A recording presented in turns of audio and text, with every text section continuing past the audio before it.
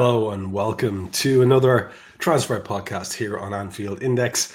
And if you're live with us on YouTube, welcome. If you're in the comments, welcome. And we're going to start with the biggest story that we can lay our hands on at the moment in a Liverpool context, at least, Dave. And that is the story of Mr. Jeremy Frimpong. Can't get away from him on social media. There are stories out there, left, right, and centre, quotes from the kid himself. Loads of stuff from the past being dragged forward to look as if it's salient now. And he is the name in the mouths of an awful lot, at least, of some of the more in the know journalists, for what that's worth. Yeah, I honestly can't believe the amount of messages and screenshots and things you've exchanged this week. And it leads me back to a famous Bible passage, and two of the apostles, Barabbas and Thaddeus, whom Bartholomew, I should mention, was in this as well, who actually turned round to each other at a specific moment during the crucifixion and went, how the fuck is it only Tuesday with everything that's going on? That's what it honestly reminds me of, Trev, truth be told. But I mean, Jeremy Frimpong, everyone's seen this. Everyone's seen the stories. Everyone knows the names. Like, throw them in the mix. Romano, Joyce, Hunter, even Lynch from the other side. And everyone is talking about Jeremy Frimpong on any media outlet that you can care to name, from Germany and from UK journalists as well. It's important to say. So there's a lot of smoke around this. No one's a fool when it comes to this. It's clear Liverpool are looking hard at this player. And they're looking hard at him for a number of reasons, which we'll come to. And I'll let you decide how geeky we get on this, Trev, a little bit, and whether we just say it all. But the key thing to note from our side, from the transfer side, is Liverpool have looked at this player hard. No one is pushing this harder than his agent, okay? It's important to say that. His agent and his camp are going for this hard. They really want this Liverpool move, is all the info we're getting. And actually, it's funnily enough, his agent actually used to go to Liverpool John Moore's uni, funnily enough as well, even though everyone will be like overseas. And everyone got a bit excited when he dropped a picture of working in Manchester to obviously fan it all. So just to be clear, the smart money still says something happens here, doesn't it? Because there's so much smoke from big names. Of course there is. But it's also important just to put in the mix, his agent and his camp are driving this hard. Frimpong really wants this move, which is good, I suppose you'd say. You want a player to play for us. Of course you do. But it's just worth tempering that into the mix. And I'll let you decide.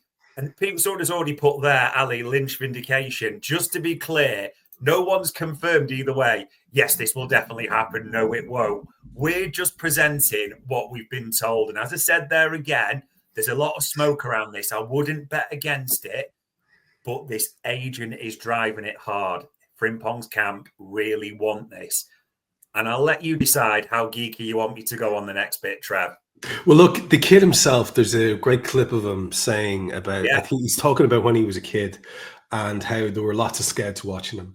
And his preference was to go to Liverpool. And he said something about the travel was too much. So Man City was on his doorstep. So he took the easy route of going to Man City as a kid, right? So if it tells you nothing else, it tells you he's always been obviously one to watch.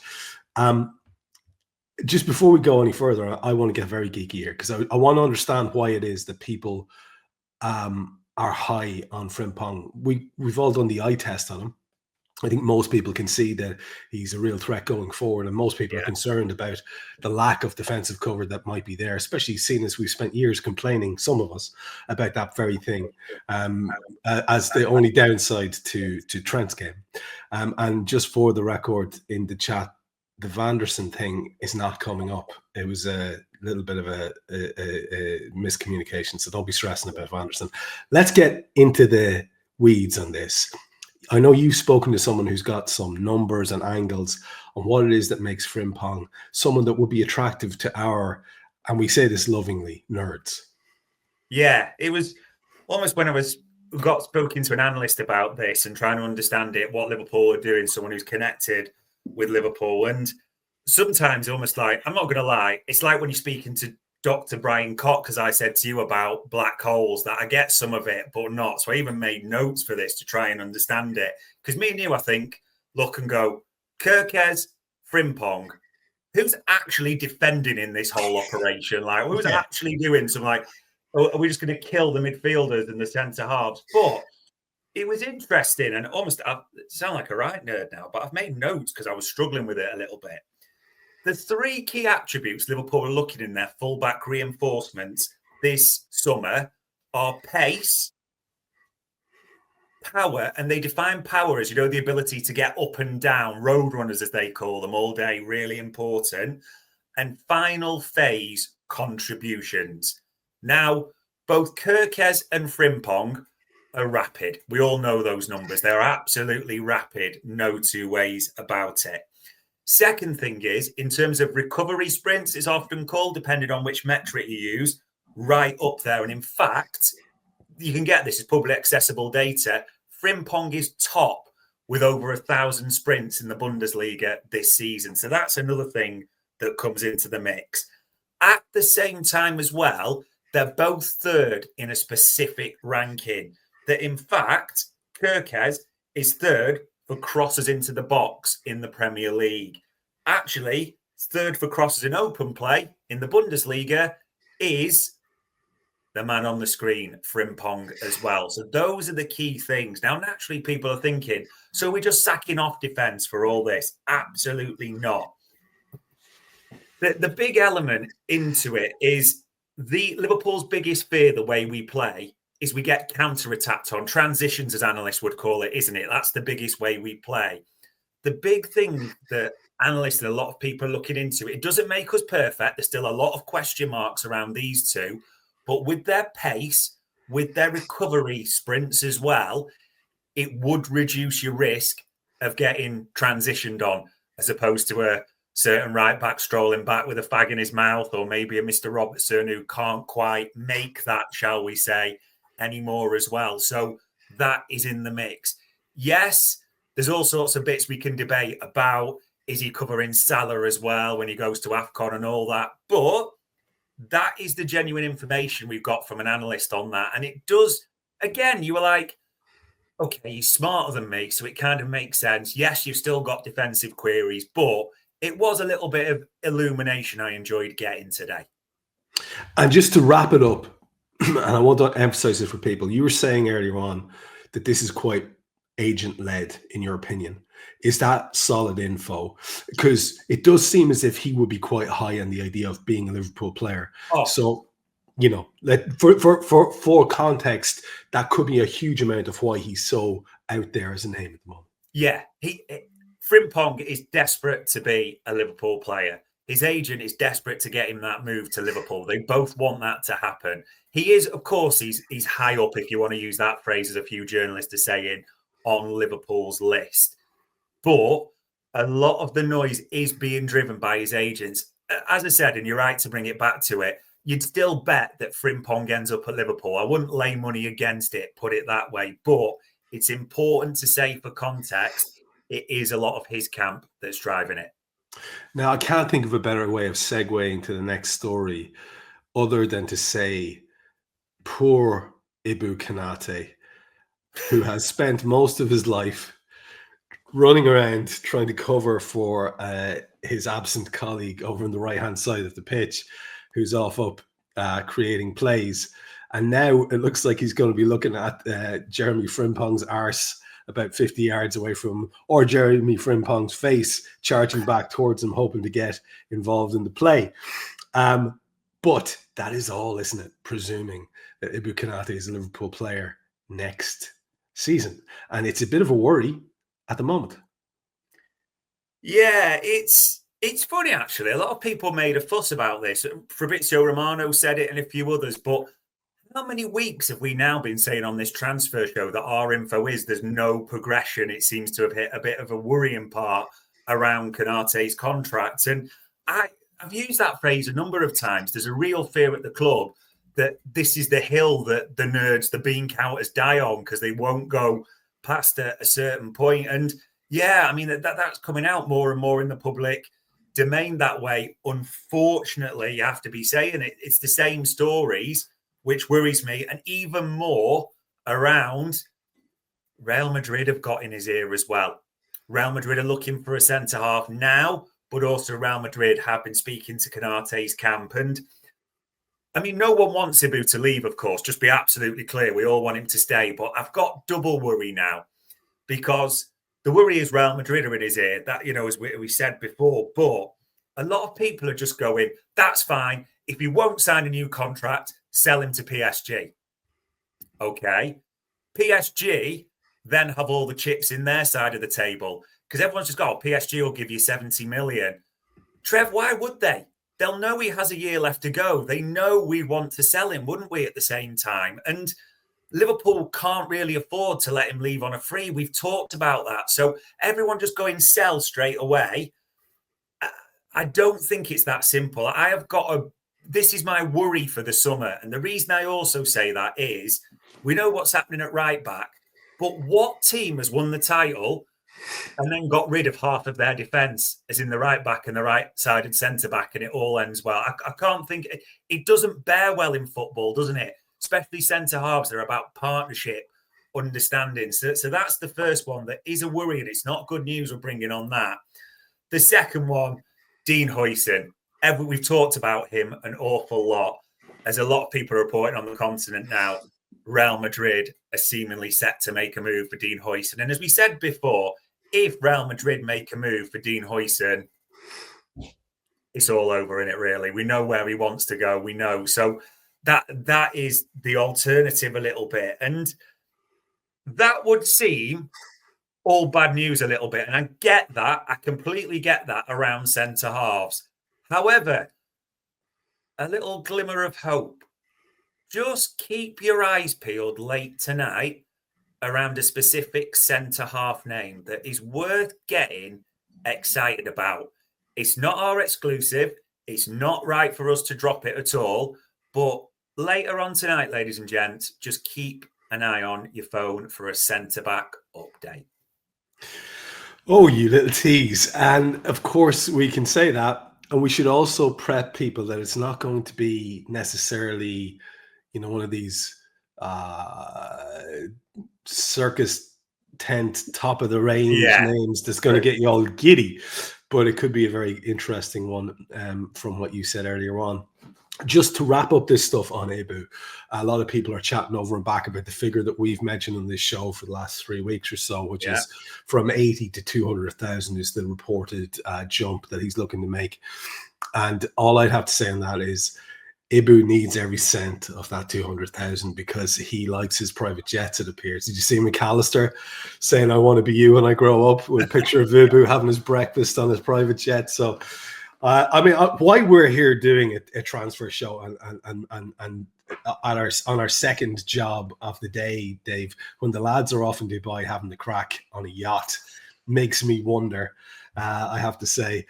But anyway, that is that. Keep an eye out for that story later on. We would obviously tell you if we could, but we can't until it's a couple hours. You'll be okay. Relax. We have further stuff ahead, though. We've got lots more stories to talk about. And I think that Huijsen thing, that's what I want to say. On the Huijsen thing, would you not be of the same opinion as me?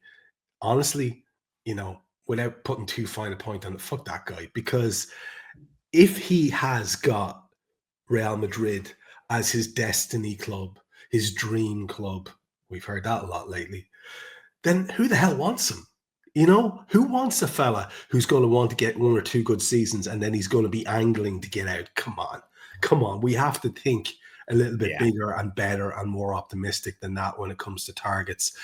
But we'll move on away from that defensive area and go to the guy who will probably be, along with maybe his South American compatriot, the key to any great doings or dealings that we do.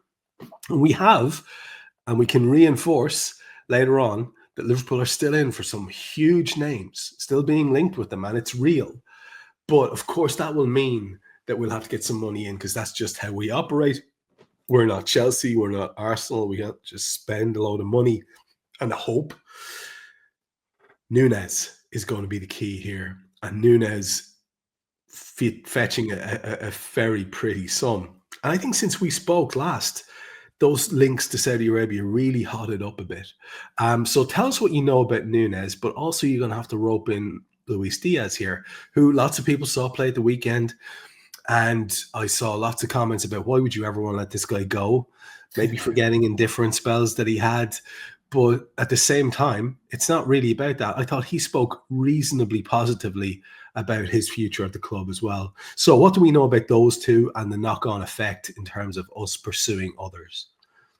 Yeah, Darwin in a weird way might almost be the key to our summer, because there's a lot of interest with clubs that we wouldn't mind a bit of a swap with. I mean, we talked last week, didn't we, about Atletico, that Sam Maguire article and that potential. Napoli, as we know, have also made an inquiry. So people will be saying Osimhen and get it out of your system now, people. Put words like AFCON, injury record, attitude and all that in the chat panel. Get it out of your system. But yeah, there's a potential there. And also, as you said, various reports that with this Club World Cup, which seems to be driving everything at the moment, doesn't it? Al Hilal are wanting to get this done as fast as possible when that window opens on the 1st of June. So they have him in the squad and have him ready for that trophy, the Club World Cup, which seems to be like the greatest prize in world football, it seems, at the moment for a lot of clubs. So that fires into the mix. Honestly, I do think Darwin's going to have a big say in who and what we can get in our forward. And the second one, you're right to mention him, Luis Diaz. Those quotes are out this week, isn't he? And in case anyone's missed it, for me, I would stay at Liverpool, however many years it takes. It also depends on the club, everything. These are the details that are sorted out separately. Very calm. I'm happy and enjoying the Premier League. Now, it's still important to say with this, because Luis Diaz also mentioned those quotes that we'll speak after the season's over with Liverpool and say, Luis Diaz and his camp want a new contract, Trev. Like, make no mistake about that. They've not had the bump, as we've said. They want the renewals. Luis Diaz is also, as Liverpool have him, a peak and trough player. It is important to say, though, Luis Diaz's record, especially recently and now overall, is very good, isn't it? When you look at the record of that front three of Gakpo, Salah, and Diaz, but literally, as people were saying, and it's important to reference, their stats really stand up.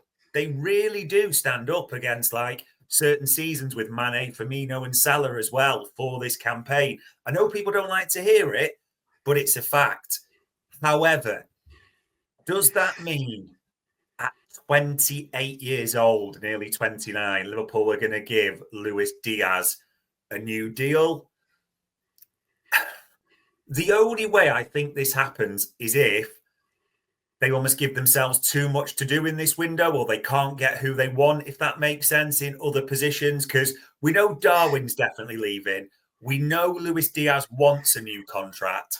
Will Luis Diaz get a new contract? I wouldn't bet serious money on that, Trev.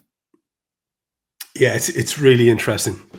It's really interesting because I think he actually divides a lot of the fan base as well. People who can see the effort, the positivity, the constant running. Yeah. And then people who are very frustrated with what they perceive as the less than stellar impact in terms of goals and assists. Yeah. So that's where the split is, I think. And an awful lot of people would I think, if Diaz was willing to accept an offer that we can make work in our budget, I don't think there'd be too much sense in moving him on when we have so much work to do elsewhere.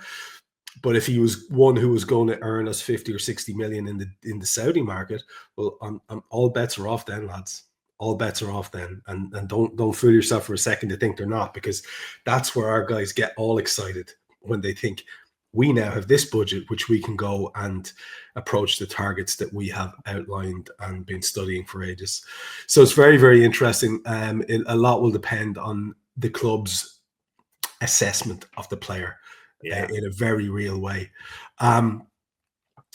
There are a couple of names there that I just want to circle back to that are still in the mix for Liverpool. Yeah. It is fair to say that we are still targeting these top-end names, because an awful lot of people think, oh, there's nothing to that. Like, people can dismiss the Isak thing because they assume with Newcastle on the verge of Champions League football and the fee that they've already quoted to people, that's just not realistic.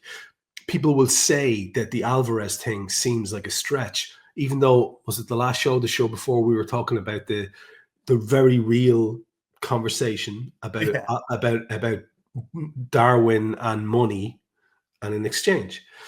And Osimhen is still being linked as well. So just talk to us about those before we go into the brand newest name, which will kind of get people excited. But just talk to us about those two long established high profile targets, because I'm not hearing much Gyökeres in our orbit at all. No, I wouldn't even put Gyökeres in the mix personally, unless it's just the biggest smokescreen red herring situation we're in ever in Liverpool transfer history. But I get it as people say this. You'll never get any of these players. They're impossible targets. It'll end up being, we said off camera, didn't we? People keep mentioning like Sesko, Ekitike because of that. And I get it. I get all that. I fully understand what people are saying.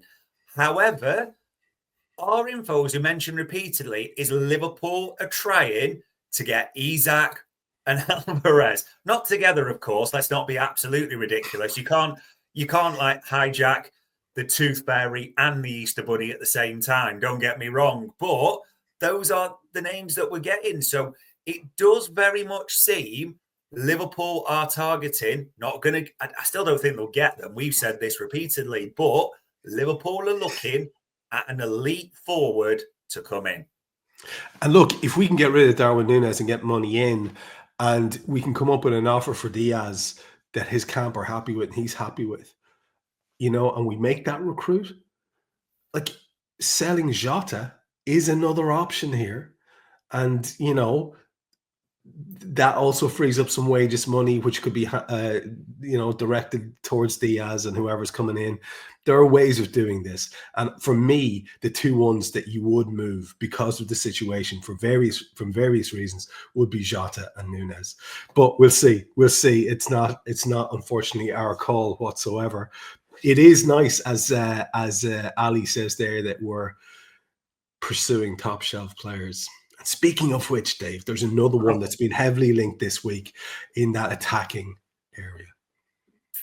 Now, ladies and gents, set your ears to erotic active listening, because this is a good name, I think. I'd be surprised if anyone disagrees. Now, we'll have seen about Rodrygo that he was left out the El Clasico. He left training as well, all of a sudden, with Real Madrid. And there's a lot of people not buying it, that Ancelotti saying, oh, we had a bit of discomfort in his leg. He's had a fever and didn't train last week, so he wasn't fit.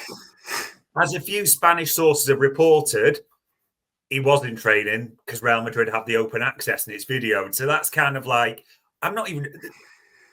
Don Carlo, what a legend, but he's on his way out anyway, isn't he, as we know? So, how much is that? Also, quite a few stories from Marca, in Spain, saying he refused to play in this, not happy at Real Madrid, struggling a bit, wants to get out. Okay? So there's that. Now, get it out your system, ladies and gents, that this is ITK nonsense. We're making it up. I know this will be coming up. I also like the guy on Twitter who referred to me as the nonsense talking fat head. I appreciated that comment or description as well. I did enjoy that personal one, so that made me laugh as well. But check this. Had it stood up, as you will know, Trev, you've seen the screenshots, our best sort. We really checked on this. Had it stood up, Liverpool are making an active play to try and get Rodrygo. There will be competition for this player in the forms of other Premier League clubs as well. But Liverpool are making an active attempt to try and get this player. Not only that, they spoke to the agent already. And the key information that we have is, there's all the, it's not just the Edwards history of Rodrygo. Everyone knows that. It's a bit separate than that. Rodrygo is a massive family guy, a massive family man. Has a huge family. They're the centre of everything for him. Liverpool have already invited them. They are rolling out the red carpet for this. So, add Rodrygo, 24, won it all, Brazilian international, skills, let's be honest, he's hurt us in the Champions League before as well. This is a sexy player. This is also, it's funny this summer, we spoke about this off camera. Liverpool are going for tier 1 attackers, which isn't normally the way we seem to do this at all. And I'm not convinced we'll get these tier 1 attackers, but we are trying for tier 1 attackers. For a second there, I thought you said Tijuana attackers, and I was getting excited about some sort of. But I will say this: somebody in the comments mentioned, like, since when is Rodrygo striker? We just moved on from one story to the other. It's not necessarily that we think it's him or Alvarez, but if a player of great attacking quality becomes available, Liverpool should be interested. It is as simple as that. And as someone said earlier on, again, to quote him again, I think it was Ali, the fact that we're in for these people, like you said, we're actively going for these tier 1 people. Now, little bit of a cautionary addendum there. We have been going for tier 1 players for quite a while, and we famously lost out on those tier 1 players summer after summer. Think centre midfield if you think I'm talking shite. So let's just see. Tijuana tacos. That's what I heard, Travis. Yes, Tijuana tacos. And that's what they're going to be called from now on. Not tier 1 attackers, but Tijuana tacos, like Alvarez. I love it. Excellent. Now we move along. One last bit of Reds related news in terms of the youth development. And I know you want to fill us in on here. And we're trying to sweep up a few high quality young players from elsewhere. People don't always get excited by this, and I get it. I completely get it. But you've got to think of players like Rio Ngoma and certain limitations we know with, I can't believe we're saying Brexit on this program, but all we know about recruiting youngsters from abroad and everything like that, we get how all that works. Liverpool are watching that all the time. And if you've got any doubt, think Rio Ngoma, think Trey Nyoni. Liverpool always are trying to get the best in that market. Now, you may have seen him actually come on for Leicester the other day. I think it's Jeffrey Monger, it's pronounced, isn't it? And I think he had to get literally permission from the school to play, and he couldn't have sponsorship on his kit for Leicester because of his age as well. I think he's actually at 15, 16. Liverpool are looking at this kid hard. Liverpool have already made overtures to, his parents and all that. They would really love to get this kid. So he's the first youngster to keep an eye on. And I get it's not immediate first teamers. It's not as sexy as an Alvarez or something like that, but they are important moves. And if anyone disagrees, remember what we said before on the transfer window. The full expectation, the briefing from Liverpool side is Rio and Ngoma, they don't want to block his pathway into that first team next season, so keep that in mind. Also, I don't know if Michael Edwards and those are a bit vindictive, but Leicester hate us. We hate Leicester and their fans, of course, but they hate us as a club because we stole Trey Nyoni for peanuts, didn't we, from them? So another chance just to rub that in. And another chance to piss clubs off and people like that. We know that Chelsea aren't happy with us and try to take us to court for the Rio and Ngoma thing and all that. They have a keeper I've never heard of, you won't have either unless you follow youth football, called Freddie Bernal, who apparently is the best young keeper in England, and all the clubs are looking at him now. Liverpool, along with Arsenal, are the two in the mix trying to get this kid to their clubs. So I know it's not always the most exciting, but Liverpool are trying to get, whatever you want to call it, the top youth talents. However, just to put it to bed when we're talking about youth talents, I am told this has nothing to do with Arne Slot being pictured with Wayne Lineker at Ocean Beach, Ibiza, when recruiting youth talent. Arne's had a shocker this week. He's had a shocker for himself. He's made a few very bad decisions as Arne Slot. Fair play to him.